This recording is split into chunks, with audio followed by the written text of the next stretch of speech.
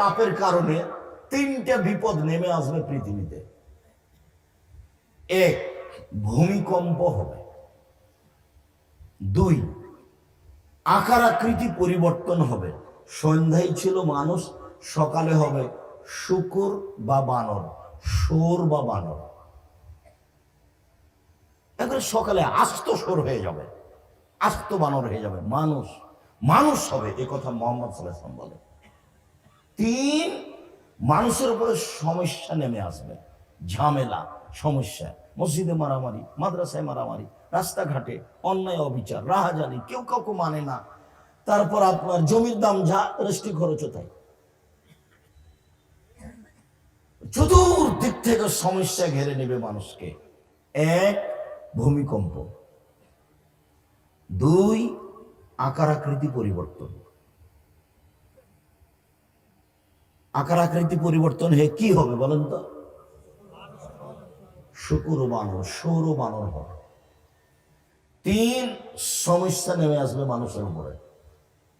মানুষ শান্তিতে বসবাস করতে পারবে না, কেউ কাউকে মানে না, যেটা এখন দেখতে পাচ্ছেন আপনি।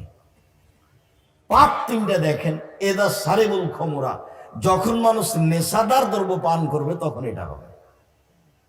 বিড়ি, তামাক, জর্দা, সিগারেট, গুল, ঠান্ডা, পেপসি, কোকাকোলা, আরসি যা আছে, আমি কোনোদিন বলিনি এটা যায়, চিরদিন বলে আসছে হারাম। যে হুজুর বলেছে চলবে তার কাছে কোনো জবাব নেই, আমার কাছে আছে। আপনি নিজেই তলিয়ে দেখেন, ঠান্ডা, পেপসি, কোকাকোলা, আরসি এগুলো কিভাবে হয়, কে করে? আল্লাহ নবী বলেছেন আমার উম্মত মদ খাবে, নাম দিবে অন্য। সেটা কোনটা? আপনি বের করেন। হাদিস তো মোটা বাক্য, আমার উম্মত মদ খাবে, নাম দিবে অন্য। হাদিস তো বুখারী মুসলিম। আমার উম্মত মদ খাবে, নাম কি দিবে? অন্য নাম দিবে, মানে ওই নামটা ওর মদ থাকবে না। তো সেটা কি? আপনি বের করেন, সবারই বুদ্ধি আছে, সবাই বের করুন। এক, এটা হলো এটাও মনের সাথে জড়িত। দুই, জাহরাতিল কায়নাত, মেয়েরা যখন নাচবে, সব মোবাইলে মেয়ে নাচে, প্রায় সব দোকানে মেয়ে নাচে, প্রায় সব ঘরে মেয়ে নাচে, প্রায় সব গাড়িতে মেয়ে নাচে, প্রায় সব অনুষ্ঠানে মেয়ে নাচে, প্রায় সব স্কুল কলেজে মেয়ে নাচে। মেয়েদের কিন্তু লজ্জা কম পুরুষের চেয়ে। এটা কিন্তু আমাদের গতিবিধি স্বভাবের উল্টা। সেটা বাস্তব দেখলে বোঝা যাবে আপনাকে যে ওর স্বামী ঠিকই একবারে হাতলা জামা গায়ে দেয়া আছে, গলায় টাই আছে, পায়ে জুতা আছে, মোজা আছে, এবারে ঝকঝকে পুরুষের বিহারা আছে, আর বউটা নগ্ন, অর্ধনগ্ন আছে। আর আত্মমর্যাদা বলে কোনো জিনিস নাই, গাইরিয়ত বলে কোনো জিনিস নাই, ওর শরীরে রক্ত নাই, সবই পুজ। ওকে খারাপ লাগে না। সারাদিন বউটা ধাক্কা খাচ্ছে এর সাথে ওর সাথে, তো তাকে একটু খারাপ লাগে না। আমরা যদি কোনো সময় রাস্তাঘাটে এমনিতে যাই, তো রিক্সাতে উঠা বসাতে যদি একটু সামান্য রিক্সার ললার হাতে গায়ের সাথে একটু যদি ঠেকে যায়, তাহলে আমাদের মনে হবে অজ্ঞান হয়ে গেলাম, মনে হয় ইন্না লিল্লাহি ওয়া ইন্না ইলাইহি রাজিউন। আর এর কিছু মনেই হয় না। মানে আত্মমর্যাদা, গাইরিয়ত, পুরুষত্ব বলে কোনো জিনিস ওর কাছে নাই। ও বিদায় নিয়েছে, এবারে পুরুষ, ওটা ঘৃণিত পুরুষ। আত্মমর্যাদা বলে কোনো জিনিস নেই, তাকে খারাপ লাগে না। এক মিনিট, আত্মমর্যাদা কি জিনিস? আল্লাহ নবী বলছেন যে আমি স্বপ্নে জান্নাতে ঘুরছিলাম, হাদিস বুখারী মুসলিম। তো দেখলাম খুব সুন্দর ঝকঝকে এক বিশাল প্রাসাদ, বিশাল প্রাসাদ, ভিন্ন ধরনের প্রাসাদ, খুব উন্নত মানের। পাশে একজন মহিলা পানি নিয়ে ওযু করছে। আল্লাহ নবী বলছেন, আমি মহিলাকে বললাম, এই বলো তো এই প্রাসাদ কার? বুঝা যাচ্ছে মুহাম্মদ সাল্লাল্লাহু আলাইহি ওয়াসাল্লাম গায়েবের খবর জানেন না। বলো তো এই প্রাসাদ কার? তখন মহিলা বলছে, এই প্রাসাদ হলো উমর রাদিয়াল্লাহু তাআলা, জান্নাতে ওনার এটা ঘর। তখন আল্লাহ রাসূল বলছেন, আল্লাহু সামাদ, এত বড় আত্মমর্যাদার অধিকারী ঘরে ঢোকা হবে না। মনটা চাচ্ছিল বাহির যদি এত সুন্দর হয়, ভিতরই বা কত সুন্দর, একটু দেখার মন চাচ্ছিল। কিন্তু এত বড় আত্মমর্যাদার অধিকারী মানুষের বাড়িতে ঢোকা যাবে না। এটা হলো উমারের আত্মমর্যাদাকে আল্লাহর নবী হিসাব করে সরে যাচ্ছেন। আর আল্লাহ নবী হচ্ছেন পৃথিবীর সবচেয়ে দামি মানুষ। বিচারের মাঠে যা বলবেন তাই হবে। জান্নাতের গেটে লেখা আছে, সর্বপ্রথমে যিনি জান্নাতে প্রবেশ করবেন তিনি হলেন মুহাম্মদ সাল্লাল্লাহু আলাইহি সাল্লাম। এত পাওয়ারফুল ক্ষমতার অধিকারী মানুষ আল্লাহ কাউকে সৃষ্টি করেন। এত বড় মানুষ উমারের ঘরে ঢুকছেন না, উমারের আত্মমর্যাদাকে হিসাব করে। আত্মমর্যাদা, গাইদিয়াত, যদি এটা তো বোঝা না যায় তাহলে একটু খারাপ লাগে। একটু খারাপ লাগছে, আমার বউটা তার সাথে কথা বলছে, একটু খারাপ লাগছে, এর নাম আত্মমর্যাদা। আর যখন বলবে বল না, বল, কথা বল, তোকে সবাই দেখুক, তোর সাথে সবাই গল্প করুক, তো তখন বুঝতে হবে যে এই পুরুষের ভিতরে গায়ে যা আছে সব পুজ, কোনো কাজ করে না, রক্ত নেই, আত্মমর্যাদা বলে কোনো জিনিসই নেই।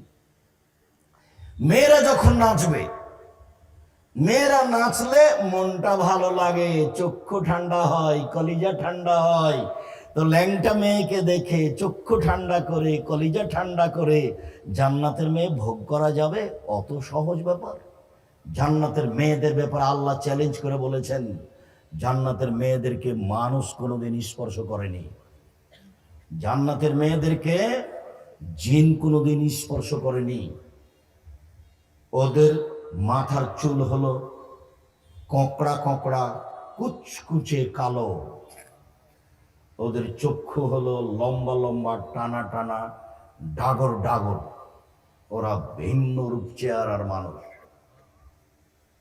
এত উন্নত মানের মেয়েকে পেতে হলে এই রং মাখানো মেয়ে দেখে চক্ষু ঠান্ডা করে তাদের পাওয়ার আশা করা যায় না। ওখান থেকে সম্পূর্ণরূপে ফিরে আসতে হবে। মোবাইলে যে মেয়েটার নাম্বার আছে, এই মেয়েটার নাম্বার আজ থেকে যেন আর কোনোদিন ব্যবহার না হয়। মোবাইলে আর কোনোদিন এই নগ্ন মেয়েকে দেখা হবে না। চক্ষু ঠান্ডা করা, মন ঠান্ডা করা কাজ করা হবে না।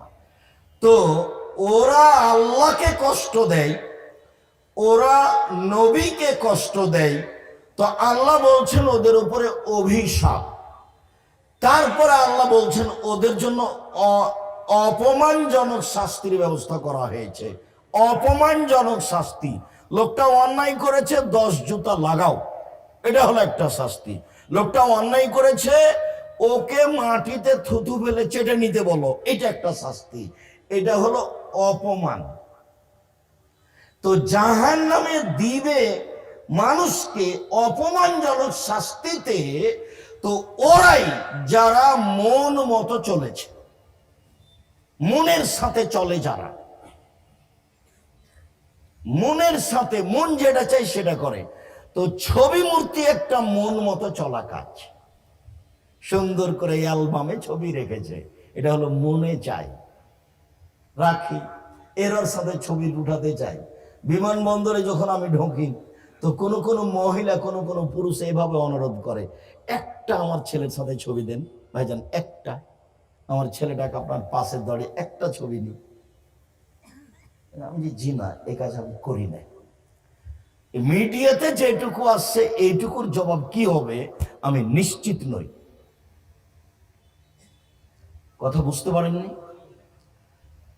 তবু আমি নরম হয়ে, এই জন্য যে বিদেশে যখন আমি যাই, যে কোনো বিমানবন্দরে, যে কোনো দেশে, সৌদি আরব, কুয়েত, কাতার, বাহরাইন, আপনার মালয়েশিয়া, মিশর, ওমান, আবুধাবি, লন্ডন, এসব দেশে গেলে অ্যাক্সিডেন্ট মানুষ দৌড়িয়ে আসে। তখন তারা বলে যে আমরা ইউটিউবে আপনার বক্তব্য শুনেছি, ওভাবে আপনাকে চিনি, আমরা এভাবে বাড়ি পরিবর্তন করেছি, এভাবে দাড়ি বড় করে দিয়েছে, 5 ওয়াক্ত সালাত আদায় করি। তখন আমি মনে করি যে আমি যতটুকু মানুষের কাছে খোলাখুলি মাঠে যেতে পেরেছি, মিডিয়া তার চেয়ে বেশি গেছে, মিডিয়া তার চেয়ে বেশি গেছে। তখন আমি এটা থেকে পিছিয়ে উঠে গেছি যে আচ্ছা ঠিক আছে, যারা বক্তব্য এভাবে ভিডিও করে ধরছে তারা ধরুক। তখন আমি নরম হয়েছি। এরপরে আমার সবসময় ধোঁকা কাজ করে যে এর ফলাফল শেষ পর্যন্ত কি হবে। দেখেন, আমি আপনার সামনে নকল করছি, অবাক হবেন আপনি। আবু তালহা রাদিয়াল্লাহু তাআলা আনহু বলেন, রাসূল সাল্লাল্লাহু আলাইহি ওয়াসাল্লাম বলেছেন, লা তাদখুলুল মালায়েকাতু বাইতান ফীহি কালবুন ওয়া তাসাবিব। যেই ঘরে ছবি মূর্তি থাকে, কুকুর থাকে, সেই ঘরে ফেরেশতা প্রবেশ করেন না, যেটা আপনাদের আগে থেকে জানা আছে। ছবি মূর্তি থাকে, সেই ঘরে ফেরেশতা প্রবেশ করেন না, কুকুর থাকলে ফেরেশতা প্রবেশ করেন না। তাহলে এই বাড়িতে রহমত থেকে খালি থাকে। চলেন, আব্দুল্লাহ ইবনে মাসউদ রাদিয়াল্লাহু তাআলা আনহু বলেন, রাসূল সাল্লাল্লাহু আলাইহি ওয়াসাল্লাম বলেছেন, ইন্না আশাদ্দা আযাবিন ইয়াউমাল কিয়ামাল মুসাব্বিরুনা। যারা ছবি মূর্তি তৈরি করে, ছবি তোলে, ছবি উঠায়, বিচার মাঠে এদের শাস্তি সবচেয়ে বেশি কঠিন। এই ভাষা অন্য কোনো পাপীর জন্য বলেন। জেনা করেছে, জাহান্নামে যাবে, তওবা করলে ক্ষমা হবে, এটাও তোবার অন্তর্ভুক্ত। চুরি করেছে, জাহান্নামে যাবে। মদ খাই, জাহান্নামে যাবে। কিন্তু সবচেয়ে কঠিন শাস্তি এই ভাষা উল্লেখ হয়নি। যারা ছবি মূর্তি তৈরি করে, অঙ্কন করে, উঠায়, এর সাথে ভালোবাসা রাখে, এদের সবচেয়ে বেশি কঠিন শাস্তি হবে। এই কথা মুহাম্মদ সাল্লাল্লাহু আলাইহি ওয়াসাল্লাম বলেন, হাদিস বুখারী মুসলিম। এই ছেলেরা, ওই যে রাস্তায় মানুষগুলো হাঁটাহাঁটি করছে, এই জায়গাটা ক্লিয়ার করো। যারা এ পাড়ার ছেলে দায়িত্ব পালন করছো, কোন জায়গাতে আপনি দাঁড়িয়ে, যদি জায়গা না থাকে সেটা ভিন্ন কথা, দাঁড়িয়ে থেকে আপনি বক্তব্য শুনতে পাবেন না। আমি আপনার জন্য এসেছি, আর আজকে খুব কষ্ট করে এসেছি। মানে আমার মন মানসিকতা মোটেই চাচ্ছিল না। আমি দিনাজপুর থেকে ঢাকা গেছি। ঢাকায় কত কাজ শেষ করার পরে জুমার খুতবা দিয়েছি। জুমার খুতবার পরে যে কত বৈঠক হলো, তারপরে গেছি আপনার এতে রাজবাড়ি ফরিদপুর। ওখানে বক্তব্য শেষে সকালে আমি যা প্রতিষ্ঠানে পৌঁছেছি, রাজশাহী প্রতিষ্ঠানে পৌঁছে ক্লাস নিয়েছি। তারপর আরো কি কত মিটিং, সেগুলো শেষ করে আমার মনটা চাচ্ছিল না যে আমি আসি। পরিবেশ আমার অনুকূলে হয় না। যেহেতু আপনার সাথে ওয়াদা করা হয়েছে, তাই আমি চলে এসেছি। আপনি রাস্তায় হাঁটবেন, এটা আমি গ্রহণ করব, এটা আমি পছন্দ করি না। আমি আপনার জন্য এসেছি, আপনাকে আমি ভালোবাসি, আমি আপনার জন্য এসেছি। দয়া করে আপনি আমাকে কোনো কাজ দেখায়েন না।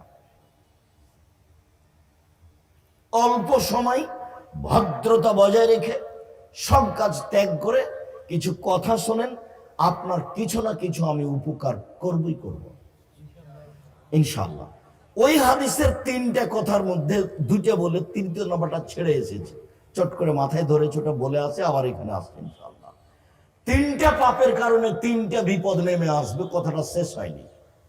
তিনটা পাপের কারণে তিনটা বিপদ নেমে আসবে। তার এক নম্বর পাপ তো নেশাদার দ্রব্য পান করবে মানুষ। দুই নম্বর পাপ হলো মেয়েরা নাচবে। আর তিন নম্বর পাপ হলো যখন বাদ্যযন্ত্র প্রকাশ পাবে। বাদ্যযন্ত্র, সব মোবাইলে বাজনা বাজে, প্রায় সব দোকানেই বাজনা বাজে, প্রায় সব বাড়িতে বাজনা বাজে, প্রায় সব গাড়িতেই বাজনা বাজে, প্রায় সব বিবাহের অনুষ্ঠানে বাজনা বাজে। এই তিনটা পাপ যেখানে চালু থাকবে, সেখানে মানুষের উপরে তিনটা বিপদ নেমে আসবে।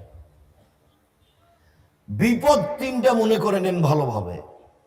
একটা হলো ভূমিকম্প, একটা হলো আকার আকৃতি পরিবর্তন, আর একটা হলো সমস্যা, ঝামেলা। কোন কাজ করে শান্তি পাওয়া যাবে না, জমি জায়গা চাষ করে শান্তি পাওয়া যাবে না। একটা মসজিদ করব, থাকবো, বসবাস, সালাত আদায় করবো, করে শান্তি পাওয়া যাবে না। ঝামেলা খালি লেগেই আছে, একটার পর একটা, শান্তি পাওয়া যাবে না, সমস্যা নেমে আসবে। এই হলো তিনটা বিপদ। আর পাপ তিনটা হলো, এক, বিড়ি, তামাক, জর্দা, সিগারেট, এগুলো নেশাদার দ্রব্য। পেপসি, ঠান্ডা, কোকা কোলা, আরসি, জাহাজ নেশাদার দ্রব্য। এবা, গাঁজা, হিরোইন, জাহাজ, সব মিলে একটা। আর আরেকটা হলো মেয়েরা যখন নাচবে,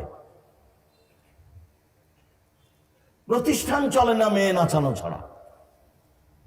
মেয়েরা যখন নাচবে, 3 যখন বাদ্যযন্ত্র প্রকাশ পাবে। মনে থাকবে না সিরিয়াল? মনে থাকার কথা, কেননা অল্প কথা তো। একা একাই বসে থাকলে দেখবেন, আর এমন ভাবে শক্ত মেজাজে উমারের মতো গড়ে উঠবেন, যে কোনো মূল্যে বাজনা ঠেকাবেন, যে কোনো মূল্যে, যে কোনো মূল্যে বাদ্যযন্ত্র ঠেকাবেন। কই আমাদের তো বাড়িতে চলে না, আমাদের তো প্রতিষ্ঠানে চলে না, আমরা তো আছি। করোনাকে আমি 0 সমানও দাম দিইনি, 5 পয়সার নাম দিইনি করোনাকে, আমি তো বেঁচে আছি। বিমানে যখন আমাকে জোর করে বলতে লাগলো মাস্ক পরেন, দেখো আমি ধৈর্য ধারণ করো, মাস্ক পরেন, ধৈর্য ধারণ করো, বলে মাস্ক আপনি পরেন। তখন আমি বললাম যে তোমার চাকরিতেই থাকা ঠিক নয়। যখন আমি উঠি তখন তুমি দেখতে পাওনি যে আমার মুখে মাস্ক নেই, তুমি তখন নামিয়ে দিতে পারোনি। তোমাকে যে চাকরি দিয়েছে সেই ভুল করেছে। তুমি আমাকে এখন চাপ দিচ্ছ কেন? আমি তো বিমান, আমি তো মাস্ক দিয়ে ভাগ্য বাড়াবো না, আমি মাস্ক দিয়ে ভাগ্য বাড়াবো না। আমি একবারে দিনের মতো বিশ্বাস করি রাসূলের ওই বাক্যকে, পৃথিবী সৃষ্টির 50,000 বছর পূর্বে মানুষের ভাগ্য লিখা হয়েছে। সেই দিন যদি করোনা লিখা হয়ে থাকে, আজকে ঠেকানোর কোনো পথ নেই। সেই দিন যদি লিখা না হয়ে থাকে, আজকে ওটা হবে না। বরং লিখা হয়ে থাকলে কেটে দেওয়ার 2টা পথ আছে। একটা পথ, মানুষের সাথে ভালো আচরণ করলে আল্লাহ কেটে দিবেন। আর একটা পথ, দোয়া করলে কেটে দেবে। দিনের দোয়া করেন আল্লাহর কাছে কান্নাকাটি করে, পৃথিবী সৃষ্টির 50,000 বছর পরে আপনার ভাগ্যে যেটা খারাপ হিসাবে লিখা হয়েছে ওটা কেটে আল্লাহ নতুন করে ভালো লিখে দেবে। আমি বলিনি এই কথা, মুহাম্মদ সাল্লাল্লাহু আলাইহি ওয়াসাল্লাম বলছেন, লাইয়াতুল কাযা ইল্লা বিদুআয়ে, ভাগ্য পরিবর্তন করা যায় না দোয়া ছাড়া। ওয়ালা ইয়াজিদু ফিল উমর ইল্লা বিল বির, ভালো আচরণ করলে বয়স বেশি হয়ে যায়। আপনি ভালো আচরণ করবেন, সদাচরণ, তখন আল্লাহ যেটা লিখে রয়েছেন এটা কেটে বাড়িয়ে দিবেন। ও তো সর্বশক্তিমান, তার তো স্বাভাবিক ব্যাপার, তার কাজ কোন ফ্যাক কোন হয়ে গেল। আপনি কতটুকু পারছেন সেটা আপনার ব্যাপার। তবে মনে রাখবেন, আমি পারি না, আপনি পারেন না, এর জন্য পৃথিবীর কেউ পারে না এ কথা ঠিক নয়। বহু মানুষ পারে, বহু মানুষ আল্লাহর কাছে দোয়া করে, কান্নাকাটি করে, রাতে লুটিয়ে পড়ে, 2 চোখের পানি ঝরিয়ে ফেলে পরকালের আশায়, আল্লাহর ভয়ে, জাহান্নামের ভয়ে, এগুলো করে, মানুষে করে। আমি আর আপনি ফাঁকে পড়েছি। এই জন্য পৃথিবী সবাই আমার মতো, এটা আপনি মনে করিয়েন না। এটা আমার আপনার অযোগ্যতা, এটা আমার আপনার অযোগ্যতা। যেটা লেখা আছে সেটা কেটে দেওয়ার পথ আছে। তখন ঠান্ডা হয়েছে। তখন আমি বলেছি, যার করোনা হয়েছে আমি তার সাথে একসাথে খাবো। যে করোনায় মারা গেছে তার গোসল জানাজা আমি দেব, দাফন কাফন আমি করব। এতে যদি আমাকেও করোনা ধরে, আমি বলবো না এর কারণে হয়েছে, আমি বলবো যে আমার নামে লেখা ছিল সেদিন। লোকটার স্ত্রী ছেলে মেয়ে আমাকে নিষেধ করছে, আব্দুল্লাহ সাহেব আসেন না, আসেন না, আসেন না, হুজুর আসেন না, আসেন না, আমার আব্বার কাছে আসেন না। তো আমি বলছি, দেখো আমার অন্তর একটুকু ধাক্কা খায় না, তোমার আব্বার গায়ে হাত দিয়ে আমি দোয়া করব, এই জন্য আমি এসেছি মেডিকেলে। শোনো, তোমার আব্বা খাওয়ার পরে যেটা ফেলে দিচ্ছে ওটা যে ফকিরে খাচ্ছে, ওকে করোনা ধরে না। তোমার আব্বাকে ধরেছে, কিন্তু যেটুকু খেয়েও ফেলে দিচ্ছে ওটা কে খাচ্ছে? ফকিরে খাচ্ছে, ওকে তো করোনা ধরে না। তুমি যেভাবে বুঝেছ, দুনিয়ার আলেম ওলামা যেভাবে বুঝেছে, আমি আব্দুর রাজ্জাক বুঝেছি সেভাবে বুঝিনি। কিয়ামত পর্যন্ত যদি কাবা ঘরে আর মানুষ পাশাপাশি না দাঁড়ায়, তবু এটা জায়েজ নয়, এটা হারাম। পায়ে পা মিলিয়ে দাঁড়াতে হবে।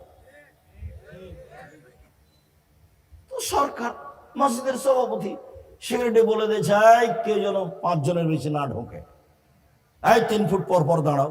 ওরা মসজিদ চালায়। কি আল্লাহর ইচ্ছা, আলহামদুলিল্লাহ, আমাকে আল্লাহ ওইভাবেই রাখে না। কারো অধীনে আমার কোনোদিনই থাকেনি, কোনোদিন থাকাও লাগেনি। তো এখন জামিয়া সালাফিয়ার ভিতরে আমি থাকি, তো মসজিদে তো আমি আছি, আমাকে কে বলবে যে 3 ফুট পর পর দাঁড়ান? এরকম তো দুঃসাহস কেউ রাখে না। আর জামিয়া সালাফিয়া কোনো বৃত্তশালী দিয়ে চলে না, জামিয়া সালাফিয়া বৈদেশিক সংস্থা দিয়ে চলে না, জামিয়া সালাফিয়ার জন্য কোনো শিক্ষক টাকা আদায় করতে পারবে না, জামিয়া সালাফিয়ার রশিদ বহি বাহিরে ব্যবহার হয় না। এদেশের ভিন্ন ধরনের সর্ববৃহৎ প্রতিষ্ঠান জামিয়া সালাফিয়া। শিক্ষা গুণে, শিক্ষা মানে, শিক্ষক সংখ্যায়, আয়তনে, ছাত্র সংখ্যায় সবচেয়ে বড় প্রতিষ্ঠান জামিয়া সালাফিয়া। আলহামদুলিল্লাহ, জামিয়া সালাফিয়ায় 5000 ছেলে মেয়ে পড়াশোনা করে, 300 জন শিক্ষক শিক্ষিকা আছে। মদিনা বিশ্ববিদ্যালয় থেকে নিয়মিত শিক্ষক আসছেন, শিক্ষকতা করছেন। যে কয়দিন আগে 4 জন গেলেন, আবার আগামীকালকে 2 জন আসছেন। সব মদিনা বিশ্ববিদ্যালয়ে আসছেন এখানে শিক্ষা দেওয়ার জন্য। ইন্ডিয়ার তো আছে চলমান। 3 ধরনের খাদ্য রান্না হয় জামিয়া সালাফিয়ায়। যারা আরবি তাদের খাদ্য ভিন্ন, তাদের বাবুর্চি ভিন্ন, ওরা চট্টগ্রাম থেকে এসেছে। যারা ইন্ডিয়ান তাদের খাদ্য ভিন্ন, ওদের রান্না ভিন্ন। আর আমরা যারা গরিব মানুষ আছে আমাদের খাদ্য ভিন্ন। 32 লক্ষ টাকা বেতন লাগে জামিয়া সালাফিয়ায়। রাজশাহী প্রায় 40 বিঘা জমির ওপরে, মেয়েদেরটা প্রায় 77 বিঘা জমির ওপরে, রূপগঞ্জ, নারায়ণগঞ্জ, ঢাকা এখন প্রায় 100 বিঘা জমির ওপরে, দিনাজপুর প্রায় 20 বিঘা জমির ওপরে। শিরক মুক্ত প্রতিষ্ঠান জামিয়া সালাফিয়া, বিদআত মুক্ত প্রতিষ্ঠান জামিয়া সালাফিয়া, দল মুক্ত প্রতিষ্ঠান জামিয়া সালাফিয়া, হিংসা মুক্ত প্রতিষ্ঠান জামিয়া সালাফিয়া, দেশের সর্বোচ্চ প্রতিষ্ঠান জামিয়া সালাফিয়া। জাতিকে বলেছি আমার মনে বড় স্বাদ, আমি এই দেশে এমন একটা প্রতিষ্ঠান করতে চাই যেখানে ছেলে মেয়ে বাংলা, ইংরেজি, আরবি উন্নত মানের শিক্ষা অর্জন করে জাতির অন্যায়ের বিরুদ্ধে লড়বে, মুখে কলমে মিডিয়েই লড়বে ইনশাআল্লাহ। লড়ে যাচ্ছে, সময়ের গতিতে আর লড়বে ইনশাআল্লাহ। সেই সুবাদেই দিন রাত কাটাচ্ছি। বলছিলাম আলহামদুলিল্লাহ যে কেউ এসে বলে না যে আপনি 3 ফুট পর পর দাঁড়ান, এই সাহস কেউ রাখে না। সম্মানিত দিনী ভাই বোন, আব্দুল্লাহ ইবনে উমর রাদিয়াল্লাহু তাআলা আনহু বলেন, রাসূল সাল্লাল্লাহু আলাইহি ওয়াসাল্লাম বলেছেন, ইন্নাল্লাযীনা ইউসাব্বিরুনা হাযিহি সুওয়ারা, নিশ্চয় যারা এসব ছবি মূর্তি তৈরি করে, অঙ্কন করে, ভাস্কর্য তৈরি করে, ইউআযাবুনা ইয়াউমাল কিয়ামা, তাদেরকে বিচার মাঠে কঠিন শাস্তি দেওয়া হবে। ওয়া ইউকালু লাহুম, তাদেরকে বলা হবে, আইয়ুমা খালাকতুম, তুমি যা তৈরি করেছো তাতে আত্মা দাও, তুমি যা তৈরি করেছো তাতে আত্মা দাও। এইবার হাদিস সব বুখারী মুসলিম, অন্য হাদিস গ্রন্থ পাবেন, তো সিরিয়াল বলে যাচ্ছে এটা।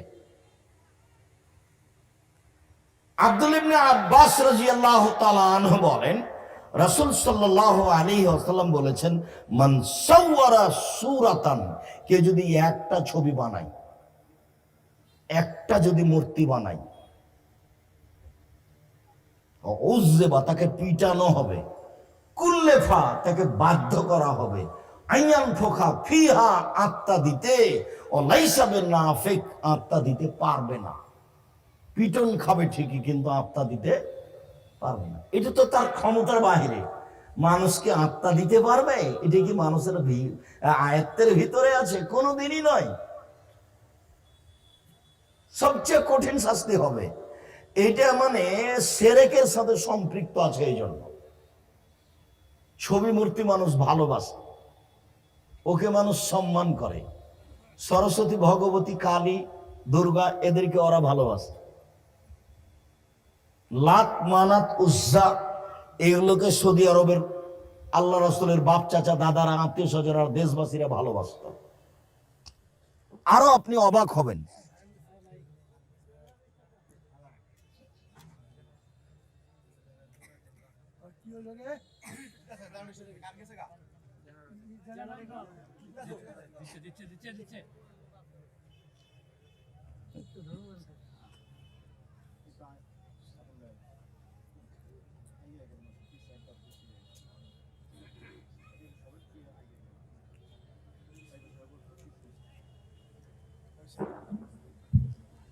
জি, তো রাসূল সাল্লাল্লাহু আলাইহি ওয়াসাল্লাম বললেন পিটানো হবে এবং আত্মা দিতে বলা হবে, কিন্তু সে আত্মা দিতে পারবে না, এটা তো তার কাজ নয়। বিষয়টি খুব জটিল। আমি আর আপনি যেভাবে মনে করছি আর আনন্দের সাথে ছবি মূর্তি তুলছি, উঠাচ্ছি আর বলছে সেলফি, তাই বলছে যে তুমি কি বোঝাতে চাও আমাকে। বলে অনেক হুজুরি তো বলছে। বলে আমি আব্দুর রাজ্জাক বিন ইউসুফ বলিনি, আমিও এদেশের একজন সদস্য, আমি কোনোদিন বলিনি। আর আমি আমার একটা দৃঢ়তা আছে, আলহামদুলিল্লাহ আমি হাদিস কোরআন বুঝি ভাঙাচোরা, আমার দৃঢ়তা কাজ করে। আমি শিক্ষক, কোরআন হাদিস পড়াই, হাদিস তাফসির পড়াই, ফতোয়া আমি লিখি, আমার দৃঢ়তা কাজ করে। আমি হুমসি খেলে আপনার সামনে এসে দাঁড়াইনি। কাজেই আরেকজন কি বললো সেটা শুনে আমি থেমে যাব, এরকম গতিবিধি আমার ভিতরে আসেনি। আমি বলেছি জন্মের 7ম দিনে বাচ্চার আকিকা দিতে হবে। চাঁপাইনবাবগঞ্জের ভাষা তো আর বাপকে দিতে হবে, ভিক্ষা করে দিতে হবে। আকিকার সাথে কুরবানির কোনো সম্পর্ক নাই, আকিকার সাথে কুরবানির কোনো সম্পর্ক নেই। এটা হলো বাপের জিম্মেদারি, আর এইটা হলো নেকির কাজ। কুরবানি কিনতে গেছে বাজারে, চোখ দেখো রে ঠিক আছে কিনা, কান দেখো রে ঠিক আছে কিনা, পা দেখো রে ঠিক আছে কিনা, খুর দেখো রে ঠিক আছে কিনা, লেজ দেখো রে ঠিক আছে কিনা, আরে ঝকঝকে কিনা দেখো, মোটা তাজা কিনা দেখো, সব হাদিসের অনুকূলে দেখে দেখে একবারে ঝকঝকে কিনতে হবে, এ কথা আল্লাহর নবী বলেন মুহাম্মদ সাল্লাল্লাহু আলাইহি ওয়াসাল্লাম। সেটা নেকির ব্যাপার, সেটা হলো নেকির ব্যাপার। যেসব মাধ্যমে বড় নেকি হয়, সহজে জান্নাত পাওয়া যায়, তার একটা বড় মাধ্যম হলো কি? কুরবানি। তার একটা বড় মাধ্যম হলো কুরবানি। আপনি হুমসি খেলি স্বার্থে কুরবানি দিচ্ছেন, সেটা আপনার ব্যাপার। আপনি একটা বড় কিছু ধরতে পারলেন না, সেটা আপনার ব্যাপার, ব্যর্থতা আপনার। টাকা বেশি আছে উট দেন, টাকা কম আছে গরু দেন, টাকা কম আছে খাসি দেন, টাকা কম আছে ছাগি দেন, টাকা কম আছে ভেড়া ভেড়ি দেন। আপনি ওভাবে নিজের মতো করতে গেলেন, বলুন কে বলেছে চলবে না, ভাগে এই সেই, অত দূরে যাচ্ছেন কেন? আপনি এটাকে সহজ জিনিস মনে করেন। কুরবানি হলো একটা বড় নেকির কাজ, কথা বুঝাতে পারিনি। আর আকিকা কি? ওর বাপকে দিতে হবে। চাঁপাইনবাবগঞ্জ 7 দিনের দিন ওকে তো দিতে হবে, ওর বাপকে দিতে হবে, ভিক্ষা করে দিবে, ওটা জিম্মেদারি। বলে এত প্রচলন ছিল না, দেয়নি সেটা ভিন্ন কথা, দিতে হবে। আকিকার সাথে বাচ্চাটাকে লাগানো হয়েছে, ঝুলন্ত আছে, ওটাকে পৃথক করতে হবে আকিকা দিয়ে। 7 দিনের দিন ছাগলটা জবে করতে হবে, কানা হোক, ন্যাংরা হোক, খোড়া হোক, 2 মাসের হোক, 2 বছরের হোক, তাতে আসে যায় না। কথা বুঝাতে পারিনি। একটা জানে বেঁচে আছে এরকম ছাগল হতে হবে, দুম্বা হতে হবে, ভেড়া ভেড়ি হতে হবে, জানে বেঁচে আছে, কানা খোড়া ন্যাংরা যাই হোক না কেন, জবে করতে হবে, বাচ্চার নাম রাখতে হবে, মাথা নেড়ে করতে হবে। ডাক্তার নিষেধ করেছে, সারা দেশের সব ডাক্তার যদি নিষেধ করে তবুও হবে না। মুহাম্মদ সাল্লাল্লাহু আলাইহি সাল্লাম বলেছেন 7ম দিনে কি করতে হবে? মাথা নেড়ে করতে হবে। চুল সমপরিমাণ হিসাব করে রূপা সমপরিমাণ টাকা দান করে দিতে হবে ফকির মিসকিনকে, এটা পিতার জিম্মেদারি। অনেকে অনেক কথা বলছে, আমি কোনোদিন ফিরে আসিনি। বলছে 14 দিনে চলে, 21 দিনে চলে, জীবনে একদিন চলে, কত কি বলে। হুজুরে বলছে, কে বলছে চলবে না? চলবে তো। তা আমি বলছি বলতে দেন। আমি বলিনি কোনোদিন, আমি কোনোদিন বলিনি। আমি এসব ছবি মূর্তির সাথে একমত নই। আয়েশা রাদিয়াল্লাহু তাআলা আনহা বলেন,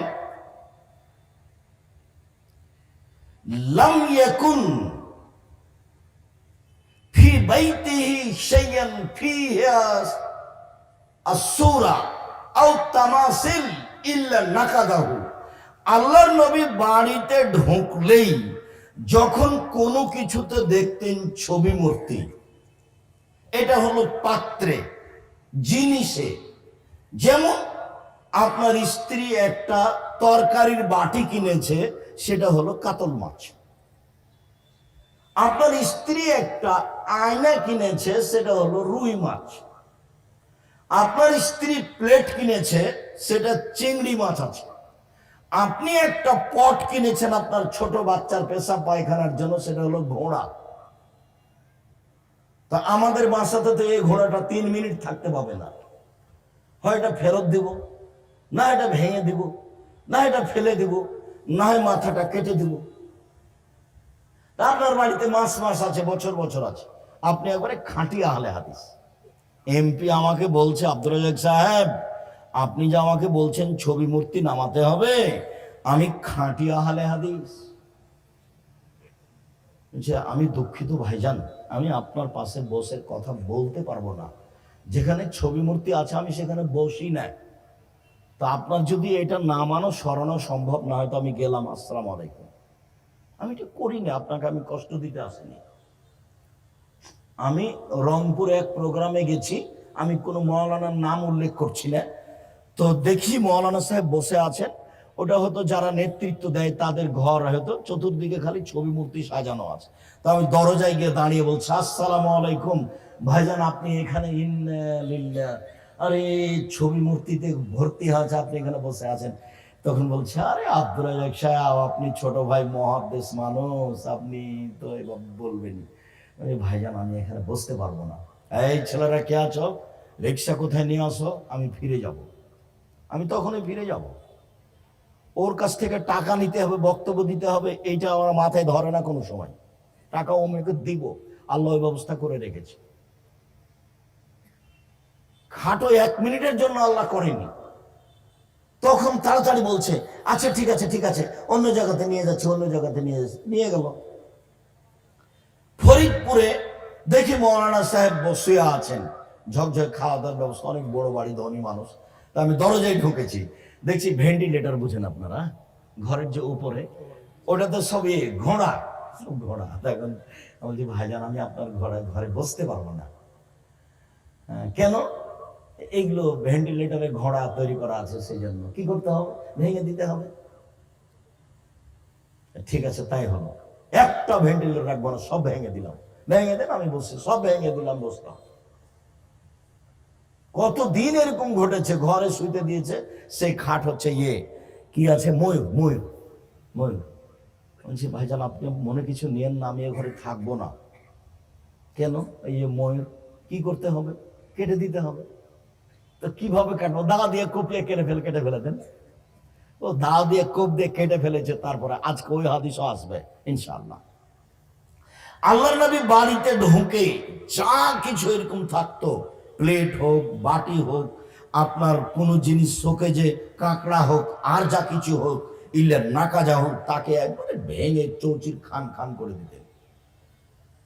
আপনি আজকে বাড়িতে ঢোকার পরে, আপনি আপনার কথাই বলছি, আপনাকে বলছি আমি, এখন বাড়িতে ঢুকে যদি আপনার পটটা আজকেও থেকে যায়, বাচ্চার পটটা, তাহলে আপনি আসলেই মুনাফিক, বক্তব্যের সাথে মুনাফিকই করেন, যেটা আমি চাই না। আপনাকে আমি ভালোবাসি, এটাই ঠিক। পটটার মাথাটা আপনি কেটে দিবেন, এটাই ঠিক। আপনি বাজারে গিয়ে বাচ্চার জন্য কিনে নিয়ে এসেছেন, ওগুলো কি? জামা কাপড়, গেঞ্জি, তাতে খালি আছে কার্টন, কার্টনে ভর্তি। তা আমি তো এটা কিনবো না। যদি কিনি তাহলে কার্টনের ছবি আগে উঠাতে হবে। আপনার ছেলে একটা গেঞ্জি গায়ে দেওয়া আছে, সেই গেঞ্জির পিছনে লেখা আছে 10, আর 10 দেখতে সময় শেষ। বা কারোর ছবি। শোনেন, আল্লাহর নবী খুব দুঃখ করে বলেছেন, পৃথিবীর মানুষ শুনে রেখো,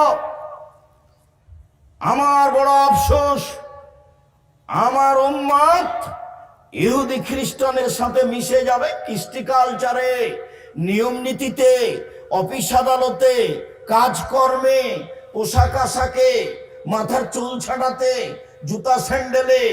আমার উম্মত মিশে যাবে ইহুদি খ্রিস্টানদের সাথে, কৃষ্টি কালচারে, পোশাক আশাকে, নিয়ম নীতিতে, অফিস আদালতে, কোর্ট কাচারিতে, বই পুস্তকে, সবকিছুতে আমার উম্মত মিশে যাবে।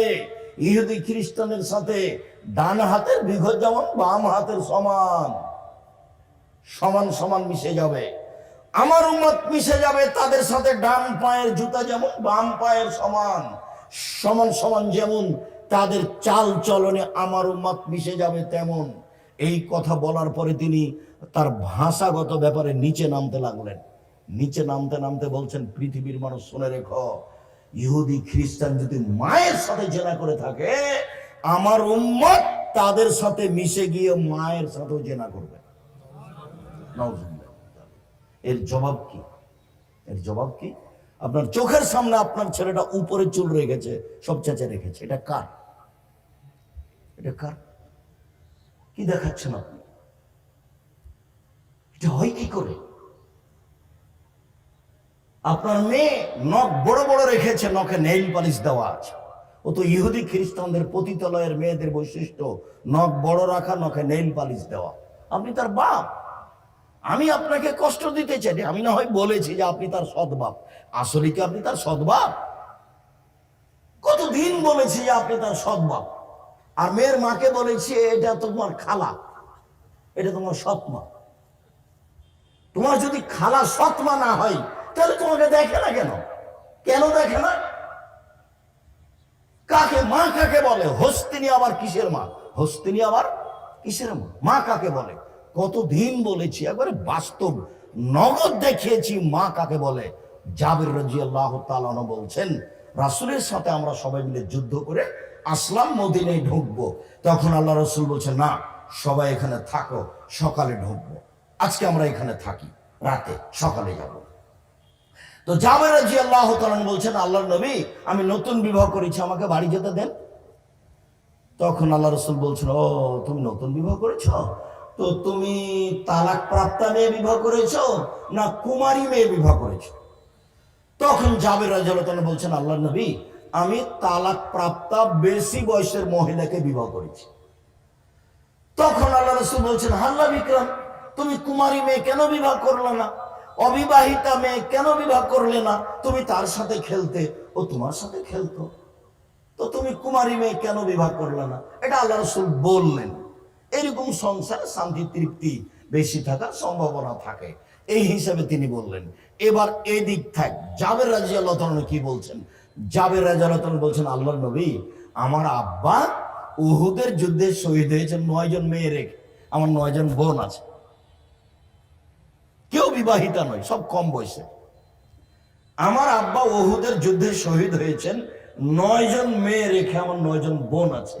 আকরাহু আন আতাজাওয়াজা মিসলাহুন্না, আমি তাদের মতো কম বয়সের মেয়েকে বিবাহ করা পছন্দ করিনি 4টা কারণে।